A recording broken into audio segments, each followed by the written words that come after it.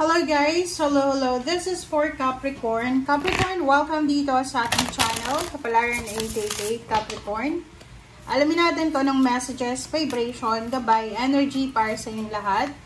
This is the second week of September 2025. So, there's, alam mo na, mayroong eclipse tayo ngayong 7. So, after ng eclipse, ito yung possible na message para sa'yo. Ano ba yung hangover ng eclipse? First eclipse natin kasi dalawa, diba? May lunar eclipse September 7 or 8 or 7-6 kung nasa ibang bansa ka.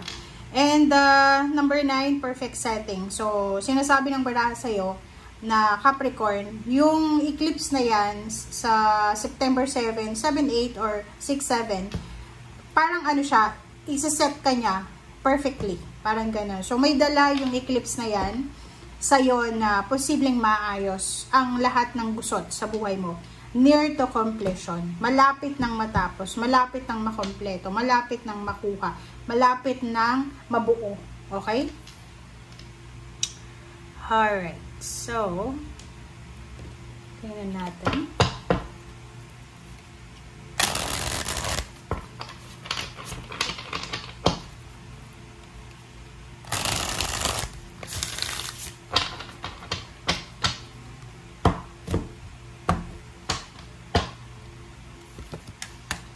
High Priestess number 2, Archangel Haniel. Listen to your intuition. Sinasabi ng baraha sa'yo dito, Capricorn, na makinig tayo sa ating intuition.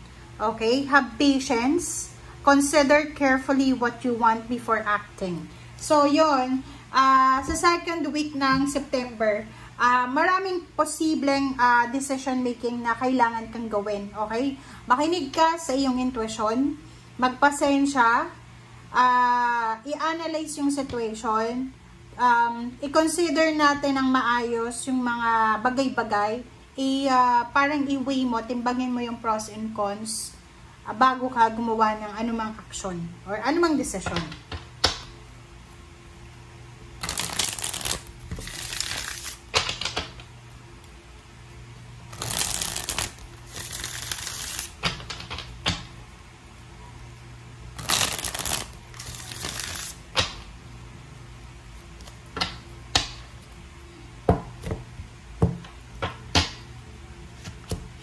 Okay, High Priestess. So, double High Priestess, talagang kailangan natin dito ng intuition sa linggong ito, Capricorn. While you're waiting, maybe you're waiting for good news, you're waiting for confirmation, answered prayers, or ano ba ang hinihintay mo? Sinasabi ng baraha sa'yo dito na huwag kang maiinip. Okay? Huwag kang maiinip, Capricorn. Okay? Iwasan mo yung mainip ka, ha? Huwag kang maiinip. And yung number 3 natin, 3 of Wands, sinasabi na be patient. Okay? And yun, 7 of Wands, sinasabi ng baraha sa'yo, Capricorn, na ipaglaban mo raw. Okay, fight for your dreams, fight for what you want or what you need, parang ganon. And Hangman, sinasabi ng baraha sa'yo na wag mong ihahang, diba? Like for example, naghihintay ka ng tawag from the company na ina-applyan mo. Naghihintay ka ng pera, naghihintay ka ng pagkakataon, naghihintay ka kung ano pa man. Sinasabi ng barahan na wag mong ihahang. Okay lang na maghintay ka. And while you're waiting, kung ano yung available, yun yung kailangan mong gawin. And while you're waiting then, iset aside mo yung plano mong ito, yung hinihintay mo. And once na na-settled ka na, kasi perfect setting to once na-settle na ikaw sa kung ano man na available sa ngayon, pwede mong balikan yung talagang pinakapangarap mo sa buhay. Okay? And Knight of Wands, sinasabi ng baraha sa'yo dito, yung Knight of Wands natin is parang siya parang love life or pwedeng trabaho. So, nakikita ko sa'yo dito na baka yung iba sa inyo dito, Capricorn, is isa-set aside nyo muna yung love life nyo, yung family nyo, kasi nakafocus kayo sa financial or nakafocus kayo sa pagpapayaman. Yun yung nakikita natin. Okay, Queen of Cups, the Moon, the World card,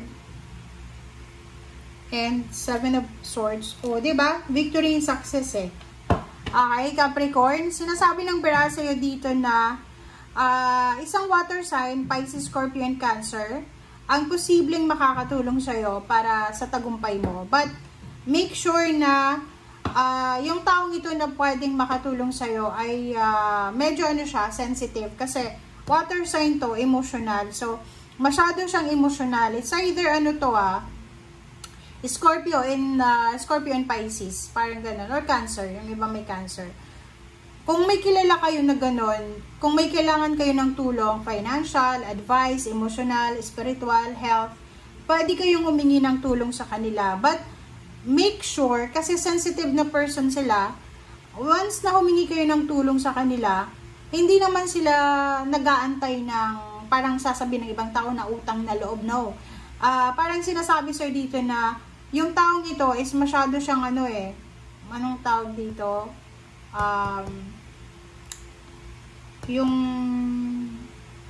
Yung belief niya is old pa. Na naniniwala siya na okay lang na tumulong sa ibang tao, but make sure na wag nating sisirain yung tiwala ng tumulong sa atin. Okay? Kasi minsan 'di ba, parang yung mga tao hihingi ng tulong or may mag-offer sa kanila ng tulong, tapos once na nakuha na nila yon, parang binabaliwala nila, which is kung iisipin mo, lalo na kung pera yung pinahiram sa'yo or oras or attention, kung iisipin mo, maraming tao sa mundo bakit siya lang yung tumulong sa'yo? Okay lang na hindi mo siya pasalamatan, but make sure na hindi natin sila tatraitorin. Okay? Kasi yung success mo daw, yung success mo is karma. Kumbaga, yung tagumpay mo daw, Capricorn, ay nakadepende sa kung ano yung ginagawa mo. Sobrang connected ka sa spiritual. Okay? Kaya, doble-doble yung intuition dito kasi parang you're, guided, pinipitik ka ng mga spiritual helpers mo diba? Pag nagkakamali ka, hindi mo napapansin. Meron na spiritual helpers and guides ka na pinipitik ka. Parang chine-check ka, eto mali ka, ganyan, ganito. So, sa'yo dito, sinasabi ng barahan na lahat ng pangarap mo sa buhay, makakamit mo yan. Hindi ka dapat natatakot, hindi ka nag-aalala dapat. Be patient, maghintay ka. Maraming tao na gustong tumulong sa'yo, maraming tao na pwedeng magbigay ng kanilang oras, presensya, or anything sa'yo. Ang gawin mo lang is, lalo na yung plano mong pangingibang bansa, if you're planning to visit international tour, parang ganun, or magtrabaho, or nasa ibang bansa ka na, tapos gusto mo lumipat ng iba pang bansa or ibang posisyon, possible siya. There's a victory and success coming, pero yun na nga, make sure na marunong tayong bumalik, 'di ba? Parang ang sinasabi, marunong tayong lumingon sa pinanggalingan natin. Okay? Thank you guys for watching. Bye!